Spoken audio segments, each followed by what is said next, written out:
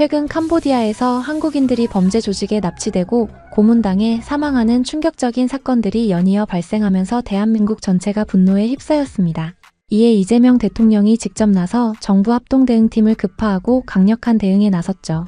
그런데 이 과정에서 캄보디아 정부 고위 관계자들이 내놓은 발언이 또 다른 논란을 일으키고 있습니다.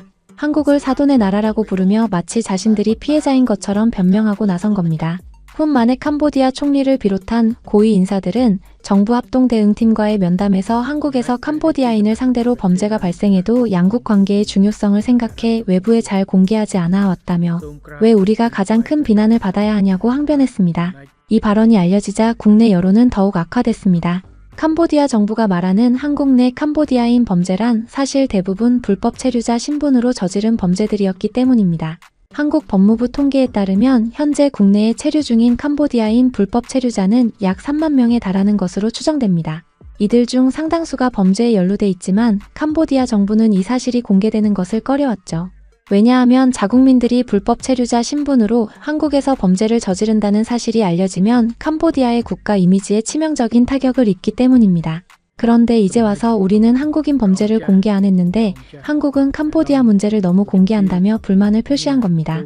한국 정부 관계자는 캄보디아 측이 마치 자신들이 배려해준 것처럼 말하는데 실상은 자국민 불법 체류 문제가 드러나는 게 싫어서 쉬쉬한 것이라고 지적했습니다. 이런 캄보디아의 태도에 분노한 한국 정부는 강력한 대응 카드를 꺼내들었습니다. 법무부는 국내 체류 중인 캄보디아인 불법 체류자 전원에 대한 전수조사와 함께 대규모 추방 작전을 검토 중인 것으로 알려졌습니다. 법무부 고위 관계자는 캄보디아 정부가 한국인 범죄 피해를 제대로 해결하지 않고 오히려 우리를 탓한다면 우리도 더 이상 캄보디아인 불법 체류자들을 눈 감아줄 수 없다며 캄보디아인들이 범죄 피해를 당하지 않도록 아예 전원 추방하는 방안을 적극 검토하겠다고 밝혔습니다. 이는 사실상 캄보디아 정부의 위선을 정면으로 비판하는 조치입니다. 캄보디아가 자국민 범죄를 공개하지 않은 것을 배려인 양 포장했다면 한국도 불법 체류자들을 모두 추방해서 아예 범죄 피해를 당할 일이 없도록 하겠다는 강력한 메시지죠. 국제법 전문가는 캄보디아 정부의 논리대로라면 한국 내 캄보디아인들이 범죄 피해를 당하지 않도록 전원 출국시키는 것이 가장 확실한 보호 조치라며 캄보디아 측이 스스로 논리의 함정에 빠진 셈이라고 분석했습니다. 이 같은 한국 정부의 방침이 알려지자 캄보디아 내부에서는 비상이 걸렸습니다.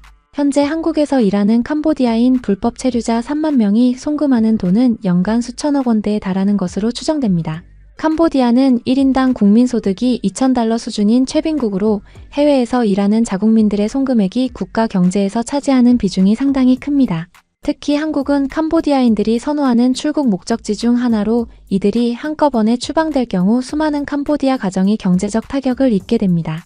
실제로 캄보디아 내 많은 가정들은 한국에서 일하는 가족의 송금으로 생계를 유지하고 있으며 이들이 추방되면 당장 먹고 살 길이 막막해지는 상황에 직면하게 됩니다. 캄보디아 현지 언론도 이 문제를 긴급하게 보도하기 시작했습니다. 푸놈펜 포스트는 한국 정부가 불법 체류 캄보디아인 대규모 추방을 검토 중이라며 이는 캄보디아 경제에 심각한 영향을 미칠 수 있다고 우려를 표명했습니다. 캄보디아 경제 전문가는 한국에서 일하는 캄보디아인들의 송금이 끊기면 수만 가구가 생계 위기에 직면할 것이라며 정부가 한국과의 외교 마찰을 서둘러 해결해야 한다고 촉구했습니다. 하지만 한국 정부의 입장은 단호합니다.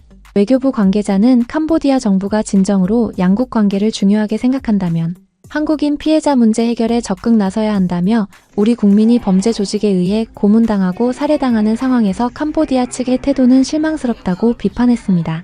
실제로 정부 합동대응팀이 캄보디아를 방문하는 과정에서도 여러 난관이 있었습니다. 캄보디아 정부는 한국 경찰이 요청한 코리안 데스크 설치를 끝내 거부했습니다. 코리안 데스크는 현지에서 발생하는 한국인 대상 범죄를 전담 처리하는 한국 경찰관을 배치하는 제도인데 캄보디아는 이를 받아들이지 않은 겁니다. 그 대신 형식적인 한 캄보디아 합동 태스크포스만 구성하기로 합의했죠. 이에 대해 일각에서는 캄보디아 정부가 한국에 난민 신청을 한 자국 반정부 인사 2명의 송환 문제로 한국의 불만을 품고 있기 때문이라는 분석이 나옵니다.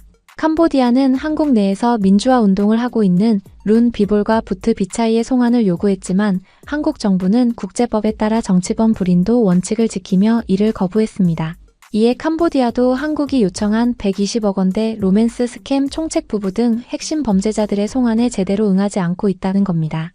국제법 전문가는 캄보디아가 정치범과 일반 범죄자를 맞바꾸려는 것은 명백히 잘못된 것이라며 한국은 국제법 원칙을 지키고 있을 뿐인데 캄보디아는 이를 빌미로 범죄자 인도를 거부하고 있다고 지적했습니다. 그럼에도 불구하고 정부 합동대응팀은 캄보디아에 구금된 한국인 64명을 모두 송환하는 성과를 거뒀습니다. 이 과정에서 일부는 귀국을 거부하기도 했지만 대응팀은 끈질긴 설득 끝에 전원을 데려오는 데 성공했죠. 대응팀 관계자는 현지에 남으면 결국 또 범죄에 연루되거나 감금될 수 있다는 점을 설명하며 끝까지 설득했다며 한 명도 포기하지 않고 모두 데려왔다고 말했습니다. 송환된 64명은 현재 국내에서 범죄 연루 여부에 대한 수사를 받고 있습니다. 경찰은 이들 중 59명에 대해 구속영장을 신청했고 이들을 통해 국내에서 범죄를 지휘한 배후와 자금 흐름을 추적하고 있습니다. 한편 캄보디아 내에는 여전히 수백 명의 한국인이 범죄 조직에 감금되어 있거나 행방불명 상태인 것으로 추정됩니다. 외교부에 따르면 올해 8월까지 캄보디아 관련 실종 감금 신고는 330건에 달하며 이 중 80여 명의 안전이 아직 확인되지 않았습니다. 정부는 이들을 구출하기 위해 캄보디아 정부와 지속적으로 협상하고 있지만 캄보디아 측의 미온적 태도로 어려움을 겪고 있습니다. 이재명 대통령은 우리 국민의 생명과 안전을 지키기 위해 가용한 모든 수단을 동원하겠다며 캄보디아 정부가 협조하지 않는다면 외교적, 경제적 압박을 포함한 강력한 조치를 취할 것이라고 경고했습니다.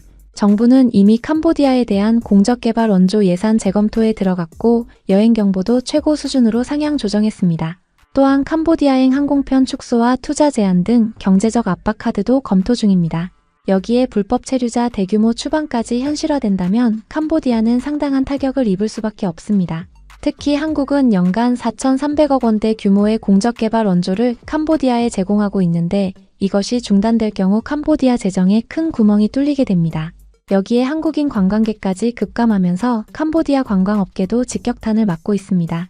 실제로 대한항공을 비롯한 항공사들은 캄보디아행 노선 운항을 대폭 축소했고 여행사들도 캄보디아 상품 판매를 중단한 상태입니다. 캄보디아 정부는 이제 선택의 기로에 섰습니다. 한국과의 관계를 회복하고 실질적인 협력에 나설 것인지 아니면 계속 미온적 태도를 유지하다가 경제적 타격을 감수할 것인지 말입니다. 국제관계 전문가는 캄보디아가 한국을 사돈의 나라라고 부르며 관계를 강조했다면 이제는 행동으로 보여줘야 할 때라며 말만 앞세우고 실질적 협력은 하지 않는다면 한국의 강력한 대응은 계속될 것이라고 전망했습니다. 이번 사태를 지켜보는 국민들의 반응도 뜨겁습니다. 온라인 커뮤니티에서는 한국인들 걷어줬더니 이제 와서 배신하냐는 비판이 쏟아지고 있고 불법 체류자들 전부 추방하는 게 맞다는 강경론도 힘을 얻고 있습니다. 한누리꾼은 캄보디아가 한국인 범죄를 공개 안 한 게 배려라고 그럼 우리도 캄보디아인들 전부 추방해서 범죄 피해 안 당하게 해주자며 정부의 강력 대응을 지지했습니다. 이번 사태는 단순히 범죄 문제를 넘어 한국과 캄보디아의 외교 관계 전반을 시험하는 계기가 되고 있습니다. 캄보디아 정부가 어떤 선택을 하느냐에 따라 양국 관계의 미래가 결정될 것으로 보입니다.